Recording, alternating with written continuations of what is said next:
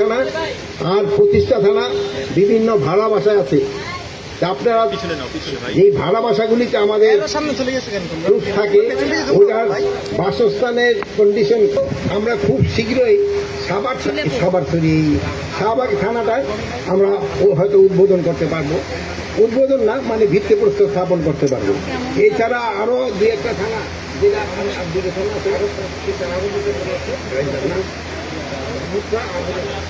আর মুগদা এবং বাড্ডা, এটাও আমরা হয়তো খুব তাড়াতাড়ি আমরা হয়তো এটা কাজ শুরু করতে পারবো।